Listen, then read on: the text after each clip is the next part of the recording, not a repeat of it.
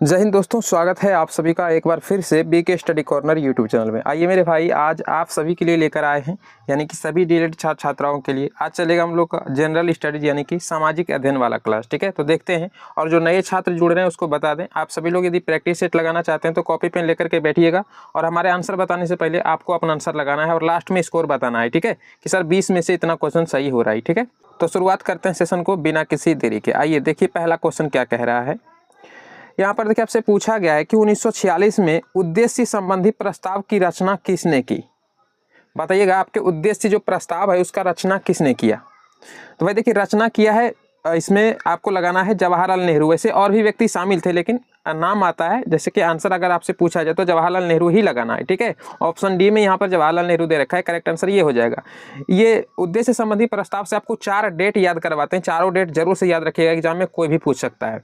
देखिए, यदि आपसे पूछे ना कि उद्देश्य प्रस्ताव कब जो है ये संविधान सभा में पेश किया गया, ठीक है, तो याद रखिएगा 13 दिसंबर 13 DEC लिख देते हैं, 13 दिसंबर 1946 को। ठीक है, ये संविधान सभा में पेश किया गया उद्देश्य जो प्रस्ताव था। तब प्रस्तावना उसका नाम नहीं था, उस समय सिर्फ उद्देश्य प्रस्ताव उसका नाम रखा गया था। ये 13 दिसंबर 1946 को संविधान सभा में पेश किया जाता है। संविधान सभा द्वारा स्वीकार इसको कब किया जाता है, तो मेरे भाई याद रखिएगा 22 जनवरी। ठीक है, 22 जनवरी 1947 की ये बात है। ठीक है, इस दिन इसको जो है संविधान सभा इसको यानी कि स्वीकार कर लेता है। अच्छा, एक डेट और याद रखिएगा, ये तो हो गया। इसके अलावा 26 नवंबर आप सभी लोग पढ़े होंगे, 26 नवंबर 1949। इस दिन क्या हुआ था मेरे भाई, इस दिन संविधान बनकर के हम लोग का तैयार हो गया। ठीक है, 26 नवंबर 1949। आप देखिएगा जब प्रस्तावना पढ़िएगा तो उसके लास्ट के लाइन में लिखा हुआ होता है कि आज तारीख 26 नवंबर है ना, मिति मार्ग शुक्लाक्ष सप्तमी अपने संविधान सभा को अंगीकृत अधिनियमित आत्मार्पित करते हैं, पढ़े ना। तो ये 26 नवंबर 1949 वाला वही डेट है। उस दिन संविधान सभा बनकर संविधान जो है हमारा वो बनकर के तैयार हो गया। ठीक है, तो हम लोग जो संविधान दिवस मनाते हैं वो इसी तारीख को मनाते हैं। तो ये डेट भी याद रखिएगा कि संविधान दिवस कब मनाया जाता है, 26 नवंबर 1949 को। ठीक है, यहाँ पर 3 डेट हो गया। 13 दिसंबर 1946 को क्या हुआ भाई, उद्देश्य प्रस्ताव संविधान सभा में पेश किया गया। 22 जनवरी को 1947 को क्या हुआ, संविधान सभा उसको एक्सेप्ट किया। ठीक है, यानी कि उसको स्वीकार किया। 26 नवंबर 1949 को हमारा संविधान बनकर के तैयार हो गया। और लागू कब हुआ, तो 26 जनवरी 1950 को। 26 जनवरी 1950 को क्या होता है मेरे भाई, हमारा जो संविधान है वो पूरे प्रभावी रूप से पूरे देश में लागू हो जाता है। समझ गए, तो ये चारों डेट याद रखिएगा, काफी इंपॉर्टेंट है। ठीक है ना, चलें अब अगले क्वेश्चन पर आइए। याद देखिए, यहाँ पर पूछ रहा है कि उद्देश्य प्रस्ताव रचना किसने किया, तो भाई जवाहरलाल नेहरू आपको लगाना है। ठीक है, चलते हैं अगले क्वेश्चन पर। आइए देखिए अगला क्वेश्चन क्या कह रहा है। देखिएगा, अगला क्वेश्चन आपसे पूछ रहा है कि पृथक निर्वाचन पद्धति की शुरुआत निम्न में से किसके द्वारा हुई। बताइएगा, पृथक निर्वाचन पद्धति की शुरुआत निम्न में से किसके द्वारा हुई। देखिए, उस समय भारत के वायसराय और गवर्नर जनरल के पद पर हुआ करते थे लॉर्ड मिंटो। तो 1909 के भारत शासन अधिनियम के तहत हुआ ये कि जितने भी मुस्लिम समुदाय के लोग थे उसके लिए पृथक निर्वाचन पद्धति की शुरुआत की गई। तो इस पूरे प्रावधान को मार्ले मिंटो सुधार कहा जाता है। क्यों कहा जाता है, तो अभी आपको बताया, उस समय भारत के गवर्नर जनरल और वायसराय के पद पर कौन हुआ करते थे, लॉर्ड मिंटो। ठीक है, तो मार्ले मिंटो सुधार कहा जाता है, ये याद रखिएगा। करेक्ट आंसर यहाँ पर सी हो जाएगा। अगले क्वेश्चन पर आते हैं। देखिएगा, अगला क्वेश्चन आपसे पूछा है कि स्वतंत्रता या मृत्यु का नारा किसके द्वारा दिया गया। बताइएगा, स्वतंत्रता या मृत्यु। भाई देखिए, इसका राइट आंसर हो जाएगा ऑप्शन बी। कहिएगा सर, अमेरिकी सेना द्वारा दिया गया। जब अमेरिकी स्वतंत्रता संग्राम चल रहा था मेरे भाई, उस समय अमेरिकी सेना द्वारा ये नारा दिया जाता है, स्वतंत्रता या मृत्यु। अच्छा, अमेरिकी स्वतंत्रता संग्राम को नेतृत्व कौन कर रहा था भाई, तो याद रखिएगा, ये काफी इंपॉर्टेंट कैरेक्टर है, जॉर्ज वाशिंगटन। ठीक है, जॉर्ज वाशिंगटन। ठीक है, इस व्यक्ति को याद रखिएगा। अमेरिकी स्वतंत्रता संग्राम को नेतृत्व यही कर रहे थे। ठीक है, उस समय यह नारा दिया गया, स्वतंत्रता या मृत्यु, अमेरिकी सेना द्वारा। अगले क्वेश्चन पर आते हैं। यहाँ पर देखिएगा क्या पूछ रहा है आपसे, पूछ रहा है कि बोस्टन बंदरगाह पर 340 चाय के बॉक्सों को समुद्र में फेंका गया। इस घटना को किस नाम से जाना जाता है। भाई ध्यान रखिएगा, बोस्टन बंदरगाह पर 340 चाय के बॉक्स को समुद्र में फेंक दिया गया था मेरे भाई। इस घटना को कहा जाता है क्या, तो कहिएगा बोस्टन टी पार्टी। ध्यान रखिएगा, चाय के बॉक्स से याद रखिएगा बोस्टन टी पार्टी। अच्छा, एक्चुअल में हुआ क्या था, अच्छा देखिए, ये बात कब का है, तो कहिएगा सर 16 दिसंबर 1773 की बात है मेरे भाई। अमेरिकी जो व्यक्ति थे वो क्या कुली का भेष बना करके और बोस्टन बंदरगाह पर ईस्ट इंडिया कंपनी का जहाज यानी कि शिप आकर के खड़ा था और उसमें चाय से लदे बॉक्स थे। तो उन्होंने क्या उसके अंदर घुसा और तुरंत के तुरंत सारा का सारा लगभग 340 से भी ज़्यादा जो है चाय के बॉक्सों को समुद्र में फेंक दिया। तो इस घटना को ही इतिहास में नाम दिया गया है बोस्टन टी पार्टी। ध्यान रखिएगा। अगले क्वेश्चन पर आते हैं, देखिएगा ये क्या कह रहा है सवाल। पूछ रहे कि अमेरिका, कनाडा, डेनमार्क, ब्रिटेन, पुर्तगाल, फ्रांस, बेल्जियम, हॉलैंड, इसके अलावा आपका लग्जमबर्ग, तुर्की, ग्रीस ने एक सैनिक संधि की जिसे कहा जाता है। ध्यान आप ये रखिएगा, इन सारे देश ने मिलकर के क्या किया है, कहिएगा सर, एक सैनिक संधि की है। ठीक है, इसका नाम क्या है? हाँ देखिए मेरे भाई, इसका करेक्ट आंसर हो जाएगा ऑप्शन बी, इसका नाम था नाटो, NATO, नाटो। अच्छा, इसका गठन कब होता है मेरे भाई? तो ये डेट याद रखिएगा, इतिहास के कुछ ये सब इंपॉर्टेंट डेट है। तो कहिएगा सर आंसर 4 अप्रैल 1949 की एक बात है। ठीक है, इस दिन क्या हुआ, नाटो का गठन होता है ना। और कहाँ पर होता है? तो ब्रुसेल्स कहाँ पड़ता है? कहिएगा सर बेल्जियम में, ब्रुसेल्स, ये नाम याद रखिएगा, ब्रुसेल्स जो कि बेल्जियम में पड़ता है। अच्छा, नाटो में आपसे इंपॉर्टेंट बात ये आपको बता देते हैं कि नाटो में अभी कितने सदस्य देश शामिल हैं। तो ये थोड़ा करंट अफेयर के रूप में याद रखिएगा, अभी 32 देश जो है टोटली इसमें शामिल है। और यह एक प्रकार का क्या है, कहिएगा सर सैन्य संगठन है। ठीक है, सैन्य संगठन, ये ध्यान रखिएगा, है ना। आपका पूरा पकड़ इसी पे बनेगा। क्वेश्चन यदि आपसे पूछेगा तो सैन्य संधि बोला जाए ना, तो समझ लीजिएगा ये नाटो की बात कर रहा है। करेक्ट आंसर यहाँ पर बी हो जाएगा। अगले क्वेश्चन पर आते हैं, देखिएगा अगला क्वेश्चन आपसे पूछ रहा है कि संयुक्त राष्ट्र संघ के अस्थायी सदस्य हैं कौन कौन से, बताइएगा। राष्ट्र संघ का पूरा नाम संयुक्त राष्ट्र संघ इसको बोलते हैं। फुल फॉर्म इसका क्या होता है? UNSC शॉर्ट में बोलते हैं। पूरा नाम इसका होता है यूनाइटेड नेशन सिक्योरिटी काउंसिल, यानी कि संयुक्त राष्ट्र सुरक्षा परिषद। ये एक प्रकार का क्या है, तो ध्यान रखिएगा, जैसे कि देश भर में यदि युद्ध वगैरह छिड़ जाता है तो अंतर्राष्ट्रीय लेवल पर ये शांति और सुरक्षा देने का काम करता है UNSC। तो इसमें 15 सदस्य हैं टोटली। यदि इसमें सदस्य का बात किया जाए मेरे भाई, तो टोटली 15 सदस्य हैं। 5 इसमें अस्थायी सदस्य हैं, 5 इसमें अस्थायी सदस्य और इसमें 10 जो है अस्थायी सदस्य है। भारत भी 8 बार, भारत इसमें 8 बार अस्थायी सदस्य के रूप में रह चुका है। किसके रूप में? तो अस्थायी, ध्यान रखिएगा। लेकिन अस्थायी सदस्य कौन कौन है इसमें? तो भाई ध्यान रखिएगा, इसका करेक्ट आंसर हो जाएगा ऑप्शन डी, चीन, फ्रांस, रूस, ब्रिटेन और अमेरिका। ये टोटली 5 जो है इसमें क्या है, अस्थायी सदस्य हैं। और 8 आपके 10 जो है ये अस्थायी सदस्य हैं। 8 बार भारत इसका अस्थायी सदस्य रह चुका है, तो ये भी ध्यान रखिएगा। अस्थायी सदस्य पूछा गया तो चीन, फ्रांस, रूस, ब्रिटेन और अमेरिका। ठीक है, ध्यान रहेगा। अगले क्वेश्चन पर आते हैं, देखिए यहाँ पर आपसे पूछा है कि प्रथम विश्व युद्ध का तत्कालिक कारण क्या था। पिछले बार कई बार करा चुके हैं पिछले क्लास में, है ना। तो करेक्ट आंसर इसका हो जाएगा सर ऑस्ट्रिया के राजकुमार की हत्या हो जाती है ना, ऑस्ट्रिया के राजकुमार की हत्या, तो प्रथम विश्व युद्ध का कारण यही था। अच्छा, इसका डेट याद रखिएगा, कब से कब तक चलता है। तो 1914 में प्रथम विश्व युद्ध स्टार्ट होता है और चलता कब तक है, तो 1918 तक चलता है। ध्यान रहेगा। चलते हैं अगले क्वेश्चन पर। देखिएगा यहाँ पर आपसे पूछा है कि पाषाण युग में काटने के लिए सामान्यतया प्रयुक्त उपकरण को क्या कहा जाता था। पाषाण युग में, ध्यान रखिएगा, पाषाण युग की बात हो रहा है। हाँ मेरे भाई, उस समय कुल्हाड़ी का यूज किया जाता है। और कौन सा कुल्हाड़ी मेरे भाई? तो कहिएगा सर पत्थर का कुल्हाड़ी। उस समय पत्थर के कुल्हाड़ी का यूज किया जाता था किसी भी चीज़ को, है ना, काटने के लिए। तो करेक्ट आंसर यहाँ पर ऑप्शन ए हो जाएगा, ध्यान रखिएगा। ठीक, चलिएगा अगले क्वेश्चन पर। देखिएगा यहाँ पर आपसे पूछ रहा है कि गुप्त काल के प्रसिद्ध गणितज्ञ थे, प्रसिद्ध गणितज्ञ के बारे में बोल रहा है। गुप्त काल में टोटली 3 गणितज्ञ हुए थे। कौन कौन? तो कहिएगा सर एक तो आर्यभट्ट हो जाएगा यहाँ पर करेक्ट आंसर, क्योंकि प्रसिद्ध के बारे में बोला तो आपको आर्यभट्ट पे लगाना है। इसके अलावा एक वाराह मिहिर भी हुआ करते थे, वाराह मिहिर, और एक ब्रह्मगुप्त, ध्यान रखिएगा ये नाम भी, ब्रह्मगुप्त। तो ये टोटली जो है गुप्त काल के गणितज्ञ थे, लेकिन प्रसिद्ध के रूप में पूछा जाए तो आर्यभट्ट पे लगाना है। करेक्ट आंसर आपका बी हो जाएगा। शून्य का खोज किसने किया था? तो आर्यभट्ट ने किया था, तो आप सभी लोग पढ़ते ही होंगे, है ना। अगले क्वेश्चन पर आइए। देखिए अलाई दरवाजा किसके शासनकाल में बनाया गया था? अलाई दरवाजा का निर्माण तो मेरे भाई किसके शासनकाल में कहें या फिर किसने करवाया था? तो अलाउद्दीन खिलजी ने करवाया था। अलाई दरवाजा का निर्माण किसने कराया था? अलाउद्दीन खिलजी ने। ये दिल्ली का जो है सुल्तान हुआ करता था, इसने अलाई दरवाजा का निर्माण किया था। करेक्ट आंसर यहाँ पर सी हो जाएगा। ठीक है, अगले क्वेश्चन पर आते हैं। राजा राममोहन राय के द्वारा चलाया गया सुधार आंदोलन था, कैसा आंदोलन था बताइएगा।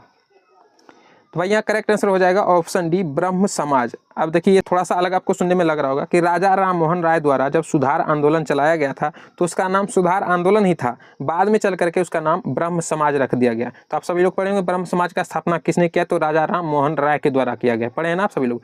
तो करेक्ट आंसर यहाँ पर हो जाएगा डी। अच्छा, ये कब किया गया मेरे भाई? तो इसकी स्थापना होती है 1828 में, है ना। और ब्रह्म समाज नाम बाद में इसका पड़ा, शुरुआत में सुधार आंदोलन इसका नाम था। तो करेक्ट आंसर यहाँ पर डी हो जाएगा, याद रखिएगा। ठीक, अच्छा, सूफी भक्ति आंदोलन के प्रणेता किसको माना जाता है ये बताइएगा थोड़ा सा। भक्ति आंदोलन के प्रणेता किसे माने जाते हैं?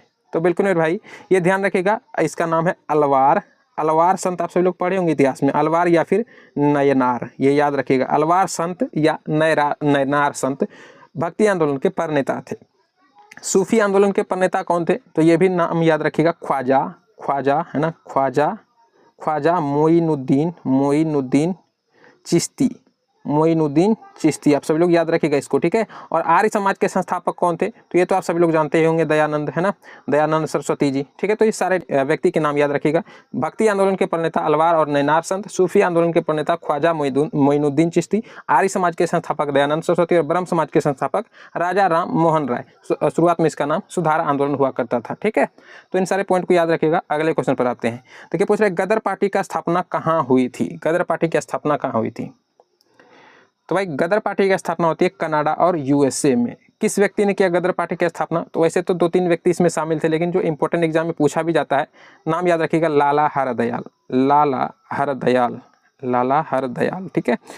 तो गदर पार्टी की स्थापना यही करते हैं, मेन रोल इसी का रहता है, कनाडा और यूएसए में होता है। करेक्ट आंसर सी हो जाएगा। अगले क्वेश्चन पर आते हैं। यहाँ पर पूछ रहा है कि महात्मा गांधी ने भारतवर्ष में पहला सत्याग्रह कहाँ प्रारंभ किया? भारतवर्ष में पहला सत्याग्रह पूछ रहा है। तो पिछले क्लास में आप सभी को कराए हैं, है ना, रिपीट करते रहते हैं 1-2 क्वेश्चन, इसलिए कि आपको याद रहे, भूल ना जाए। तो महात्मा गांधी जी के द्वारा भारतवर्ष में चलाया गया पहला सत्याग्रह, तो ध्यान रखिएगा, वो था चंपारण सत्याग्रह ना, बिहार का चंपारण सत्याग्रह। 1917 की ये बात है, चंपारण सत्याग्रह, ये याद रखिएगा। तिनकठिया प्रणाली के विरुद्ध चलाया जाता है, जो नील की खेती जो होता है उसके लिए चलाया जाता है चंपारण सत्याग्रह। लेकिन यदि आपसे सवाल ये पूछा जाए कि महात्मा गांधी का पहला सत्याग्रह कौन सा था, तो दक्षिण अफ्रीका में चलाया गया था, 1906 का बात है। दक्षिण अफ्रीका में 1906 में पहला सत्याग्रह किया गया था, वो दक्षिण अफ्रीका में किया गया था। लेकिन पूछा जाए कि भारतवर्ष में उसका पहला सत्याग्रह कौन सा था, तो चंपारण सत्याग्रह 1917 वाला, ठीक है। चलते हैं अगले क्वेश्चन पर। यहाँ पर आइए, पूछ रहे कि असहयोग आंदोलन कब शुरू हुआ था? बताइए, डेट पूछ रहा है असहयोग आंदोलन वाला। असहयोग आंदोलन कब शुरू हुआ था? कहिएगा सर। करेक्ट आंसर यहाँ पर सी हो जाएगा, 1920 में शुरुआत होता है असहयोग आंदोलन का, ठीक है। ये किसके विरुद्ध स्टार्ट किया जाता है? तो सुने होंगे आप सभी लोग रॉलेट एक्ट के बारे में, है ना, रॉलेट एक्ट हो गया। इसके अलावा आपका जो जलियांवाला बाग हत्याकांड हुआ था, तो इन सभी के विरुद्ध चलाया जाता है महात्मा गांधी जी के द्वारा असहयोग आंदोलन। कब की बात है? 1920 की बात है। करेक्ट आंसर यहाँ पर सी हो जाएगा। अगले क्वेश्चन पर आइए। देखिए यहाँ पर आपसे पूछ रहे हैं कि इक्वाडोर का चिम्बो रेजी ज्वालामुखी निम्न में से किस श्रेणी में आता है? भाई देखिए इसका करेक्ट आंसर हो जाएगा शांत श्रेणी में ये आता है, इक्वाडोर का चिम्बो रेजी ज्वालामुखी है। इक्वाडोर कहाँ पड़ता है? तो मेरे भाई कहिएगा दक्षिण अमेरिका में पड़ता है सर, दक्षिण अमेरिका में पड़ता है इक्वाडोर, वहीं पर स्थित है। चिम्बो रेजी ज्वालामुखी ये शांत श्रेणी में आता है। अब शांत श्रेणी में क्यों आता है मेरे भाई? तो इसमें हजारों साल से ना, हजारों लाखों साल से इसमें कोई जो है उद्गार नहीं हुआ, यानी ये फटा ही नहीं है, और ऐसा आसार माना जा रहा है कि आगे भी नहीं फटेगा, तो इसलिए इसको शांत श्रेणी में रखा गया है। तो ध्यान रखिएगा, चिम्बो रेजी ज्वालामुखी जो कि इक्वाडोर में पड़ता है, यह एक प्रकार का शांत ज्वालामुखी है, ठीक है। अगले सवाल पर आते हैं। देखिए यहाँ पर आपसे पूछ रहा है कि निम्नलिखित में कौन सा खाद्य फसल नहीं है? पिछले क्लास में भी ये सवाल आप सभी को कराया है, खाद्य फसल कौन सा नहीं है, उसमें आंसर हुआ करता था कपास। कहिएगा सर उसमें कपास था आंसर, लेकिन यहाँ पर देखिए क्या कहा जा रहा है। हाँ, इसका करेक्ट आंसर हो जाएगा सी, जो लगाएं सही है आप, चाय। देखिए चावल तो खाते हैं वो लोग, गेहूँ भी खाते हैं, मकई जो आप लोग गाँव देहातों में इसको भुट्टा कहा जाता है ना, और हाँ कई सारे नाम है इसका। तो ये तो बोला जाता है ये सारे खाद्य फसल है, लेकिन चाय है पेय फसल। इसको क्या बोला जाता है? खाद्य फसल ना बोल करके इसको मेनली क्या बोला जाता है? कहिएगा सर पेय फसल बोला जाता है, ध्यान रखिएगा, ठीक है। तो ये खाद्य फसल नहीं है। अगले सवाल पर आते हैं। देखिए यहाँ पर आपसे पूछ रहा है कि लिग्नाइट किस प्रकार का कोयला है? तो मेरे भाई यहाँ पर करेक्ट आंसर ऑप्शन डी हो जाएगा, निम्न स्तर का कोयला है। कहिएगा सर निम्न स्तर का कोयला, तो सर हम लोग पीट पढ़े हैं, तो देखिए पीट भी है निम्न स्तर का कोयला, और लिग्नाइट, इन दोनों को याद रखिएगा। व्यावसायिक दृष्टि से निम्न स्तर का ही कोयला माना जाता है। सबसे उच्च क्वालिटी का कोयला कौन सा हो जाएगा? तो कहिएगा सर एंथ्रासाइट, है ना, और बिटुमिनस ज़्यादातर यूज होता है। एंथ्रासाइट थोड़ा ज़्यादा महंगा हो जाता है, तो बिटुमिनस का यूज किया जाता है व्यावसायिक रूप में। लेकिन व्यावसायिक दृष्टि से बिटुमिनस और एंथ्रासाइट दोनों को माना जाता है उच्च क्वालिटी का कोयला, और निम्न क्वालिटी का जो कोयला माना जाता है वो लिग्नाइट और जो है आपका पीट, ये दोनों हो जाता है निम्न स्तर के श्रेणी में आ जाता है। लिग्नाइट को एक और नाम से जाना जाता है ना, भूरा कोयला के नाम से। आप सभी को कम्युनिटी पोस्ट में कराई हुई थी ये सवाल, भूरा कोयला के नाम से जाना जाता है लिग्नाइट को, तो ये भी ध्यान रखिएगा। देखिएगा यहाँ पर आपसे पूछ रहा है कि गेहूँ किस जलवायु की फसल है? गेहूँ जो है वो किस जलवायु की फसल है? करेक्ट आंसर क्या हो जाएगा? देखिए राइट आंसर यहाँ पर डी होगा, शीतोष्ण जलवायु। अब शीतोष्ण का कहने का मतलब क्या है मेरे भाई? तो ध्यान रखिएगा, शीतोष्ण का कहने का मतलब होता है शीत प्लस उष्ण। शीत माने हो गया ठंडी, और उष्ण माने हो गया गर्मी, यानी कि ठंडी और गर्मी दोनों जो है मौसम इसको चाहिए। तो आप सभी लोग जानते भी होंगे, अभी इसी का सीजन चल रहा है, गेहूँ का सीजन, तो उसमें होता क्या है, इसको जो बोया जाता है उस समय 10 से लेकर के 15 डिग्री तक का इसमें तापमान चाहिए, यानी थोड़ा ठंडा इसको चाहिए। और जब इसको काटा जाता है उस समय ये पक जाता है और तब तक ग्रीष्म ऋतु भी आ जाता है ना, धीरे धीरे गर्मी आ जाता है और तब इसका तापमान इसमें लगभग चाहिए कितना, तो कहिएगा सर 20 से लेकर के 25 डिग्री तक, ठीक है ना, 20 से 25 डिग्री तक तापमान में इसको काटा जाता है। तो ये ध्यान रखिएगा, ये शीत और गर्म जो है शीत और उष्ण दोनों मिलाकर के शीतोष्ण बोला जाता है शब्द को। तो शीतोष्ण प्रकार की जो है ये फसल है, शीतोष्ण जलवायु वाली ये फसल है गेहूँ। सबसे इंपॉर्टेंट बात याद रखिएगा, गेहूं के उत्पादन में भारत का कौन सा स्थान है, एग्जाम में ये आपसे पूछ सकता है जरूर। तो ये एक तो ये याद रखिएगा शीतोष्ण प्रकार की इसकी जलवायु होती है और भारत जो है उत्पादन में दूसरे स्थान पर है गेहूं के उत्पादन के मामले में। और पहले स्थान पर सर कौन है, तो पहले में मेरे भाई चीन हो जाएगा, भारत का स्थान है दूसरा, ये ध्यान रखिएगा, ठीक है। पहले स्थान पर चीन हो जाएगा, भारत हमारा दूसरे स्थान पर है। अगले क्वेश्चन पर आते हैं, यहाँ पर देखिएगा क्या पूछ रहा है। क्वेश्चन आपसे पूछ रहा है कि निम्नलिखित में से कौन सी भारतीय संविधान की विशेषता नहीं है। भारतीय संविधान की विशेषता कौन सा नहीं है, तो देखिएगा संघात्मक शासन प्रणाली, कहिएगा सर ये सही है। संविधान सभा द्वारा निर्मित, ये भी सही है। और संसदात्मक यहाँ पर शासन प्रणाली है, ये भी सही है। देखिए करेक्ट आंसर बी होगा, एक अलिखित संविधान। तो हमारा देश का जो संविधान है वो लिखित संविधान है, ना सिर्फ लिखित संविधान, कहिएगा सर ये पूरे दुनिया का सबसे बड़ा लिखित संविधान अगर पूछा जाए तो हमारे भारत देश का है, ठीक है, भारत देश का है। तो यहाँ पर अलिखित बोल दिया गया, इसलिए यही वाला नहीं होगा। पूछ रहा था कौन सा विशेषता नहीं है, करेक्ट आंसर बी हो जाएगा, क्योंकि हमारे भारत देश का जो संविधान है वो लिखित संविधान है और सबसे बड़ा लिखित संविधान है हमारे भारत देश का ही, है ना। तो अलिखित नहीं कहेंगे, करेक्ट आंसर यहाँ पर बी हो जाएगा। अगले क्वेश्चन पर आइएगा, लास्ट क्वेश्चन देखिए क्या कह रहा है आपसे। देखिएगा यहाँ पर आपसे पूछ रहे हैं कि राज्य का एक मूलभूत तत्व है, क्या है बताइएगा। देखिए मेरे भाई इसका यहाँ पर करेक्ट आंसर ऑप्शन डी हो जाएगा, संप्रभुता। अब ये सर संप्रभुता का मतलब क्या है, देखिए संप्रभुता उसको कहते हैं जो कि हमारे देश में आंतरिक जितने भी नियम होते हैं, आंतरिक जितने भी बदलाव होते हैं या फिर आंतरिक कोई भी परिवर्तन हमको करना हो हमारे देश में, तो कोई बाहरी देश से हमको परमिशन नहीं चाहिए, वो करने के लिए हम स्वतंत्र रहें, है ना। हमको किसी देश की कोई देश हमारे ऊपर दबाव नहीं बना सकता है कि भाई तुम अपने देश में ये परिवर्तन नहीं कर सकता, ये वो, समझ गए ना। तो आंतरिक सर्वोच्च शक्ति होती है किसी भी देश की, तो उसी को कहा जाता है संप्रभुता, ठीक है ना। तो राज्य का एक मूलभूत तत्व संप्रभुता होना चाहिए। इसके अलावा भी 3 तत्व और होते हैं मूलभूत तत्व, कौन कौन से, तो एक तो होता है मेरे भाई जनसंख्या। देखिए पॉलिटी विषय में राज्य उसी को कहा जाता है। देखिए आप लोग राज्य का मतलब सिर्फ बिहार वगैरह समझते हैं कि भाई बिहार, यूपी, झारखंड हो गया, इसी को हम राज्य बोलेंगे, तो सिर्फ इसी को राज्य नहीं बोला जाता है। राज्य का मतलब पॉलिटी में होता है जिस क्षेत्र में, है ना, जनसंख्या हो, यानी कि लोग हो, जनसंख्या हो, या फिर इसका एक निश्चित भूभाग हो, है ना, यानी कि एक क्षेत्र हो, उसका एक निश्चित भूभाग हो। इसके अलावा वहाँ पर सरकार हो, क्या हो, सरकार हो। ये चारों तत्व याद रखेगा, पहला ये, दूसरा ये, पॉलिटी में आप सभी लोग पढ़े भी होंगे, तीसरा ये, और चौथा आपका ये संप्रभुता हो जाएगा।